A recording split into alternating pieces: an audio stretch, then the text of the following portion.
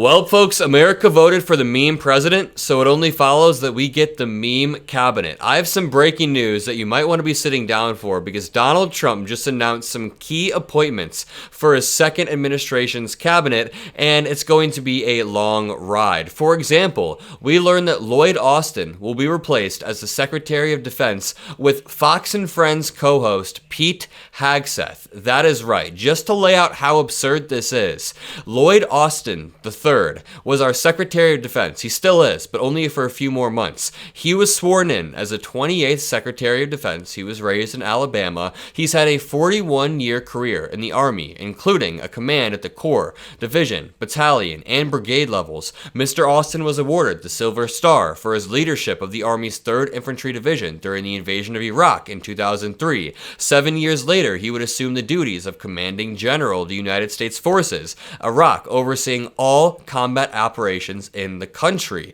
After a tour as the Army's Vice Chief of Staff, Mr. Austin concluded his uniformed service as the commander of U.S. Central Command, responsible for all military operations in the Middle East and Afghanistan. You guys get the idea. This dude worked his way up. And let's compare the current Secretary of Defense's resume with Trump's DEI picking people based on loyalty, not based on merit. For example, Chris Jackson on Twitter said, "So we're replacing a former 4-star general as defense secretary with the weekend co-host of Fox and Friends. Unbelievable, just wow." And let's read a little bit about this dude, Pete Hegseth. Pete Hegseth has been selected by President-elect Trump to serve as his Secretary of Defense. Hegseth's last day at Fox, where he co-hosted Sunday's Fox and Friends weekend, was Tuesday.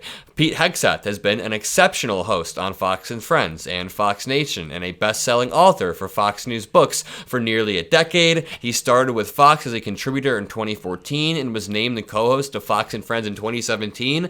Okay, so let's compare his qualifications with Lloyd Austin. Am I losing my mind here? Or one of them way more qualified than the other? And to make matters even worse, I want to read to you guys this press release that Donald Trump just released, announcing that Elon Musk and Vivek Ramaswamy will be combining forces to create the Department of Government Efficiency. And the acronym spells out DOGE, D-O-G-E, named after Dogecoin. And you know, I want to read this in a second, but first, let's watch this clip of Pete Hegseth getting absolutely destroyed back in 2021 by James Tallarico. Someone in your district that can't get identification?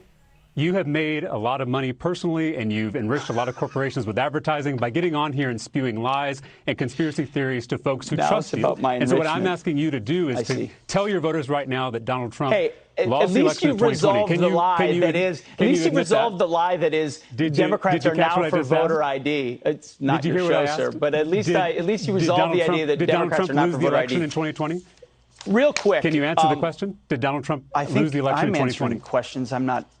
Don't really feel any obligation to answer anything an uncomfortable question for you? No, it's... See, this is Pete, the reason my question is, why are you in Washington, D.C. and not in... This dude cannot handle even the slightest bit of pressure. I mean, watch this clip of him saying he has not washed his hands in 10 years. As I told you, my 2019 resolution is to say things on air that I say off air. I don't think I've washed my hands for 10 years. Really, I don't really wash my hands ever. Help me!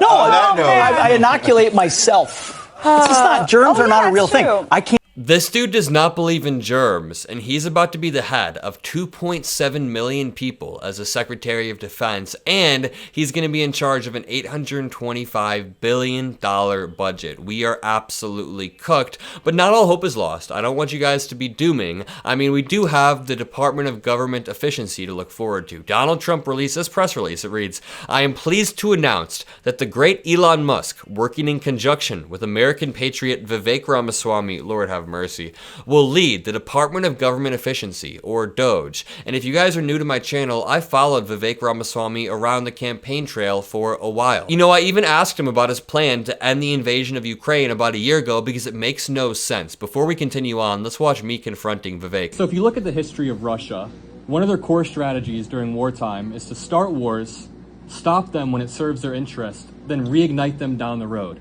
And we know that Vladimir Putin's a bad faith actor. He broke the Budapest Memorandum. So how are you going to ensure that down the road he doesn't reignite these wars and inch us closer to World War III? Yeah, the world's a jungle. You don't find saints anywhere. So do I trust Vladimir Putin? Absolutely not. Is he a craven dictator? Absolutely he is. But can we bet on him following his self-interest just like he can bet on us following ours? Yes, we can. Okay, so what Vivek Ramaswamy says right there is we're going to reroute Vladimir Putin's self-interest so he's less focused on taking Ukraine and hurting the West and buddying up with China, and he's more focused on helping the USA. It's an absolutely naive point of view, but let's see what I ask. You want to follow up quickly and then we're going to wrap? Yeah, really quickly. So one of Russia and China's shared goals is to destabilize the West. So what interest are you going to introduce to Putin to supersede that? Yeah, so this is a great question. How old are you, if you don't mind me asking? 21. I appreciate 21-year-old guy asking smarter questions than most of the media about. So he basically just ends up deflecting. He doesn't answer the question, but this brings us back to today.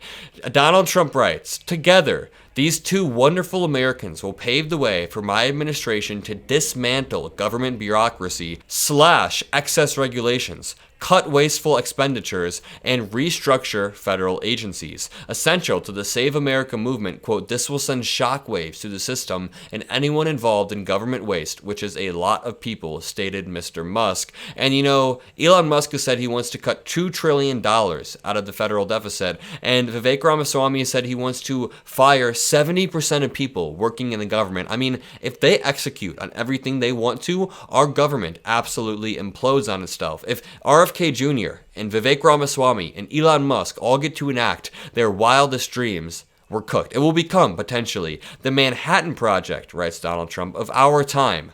The Manhattan Project of our time. I mean, in the sense that it might end up killing hundreds of thousands of people, sure. Republican politicians have dreamed about the objectives of DOGE for a very long time. Again, just to back up, DOGE is the name of a cryptocurrency shitcoin, a meme coin. If I look up Dogecoin, you guys have probably seen this before. This photo of a dog, it's literally just a cryptocurrency. They decided to create this as a joke, and Elon Musk decided to pump and dump it a bunch. Let's see if this is up.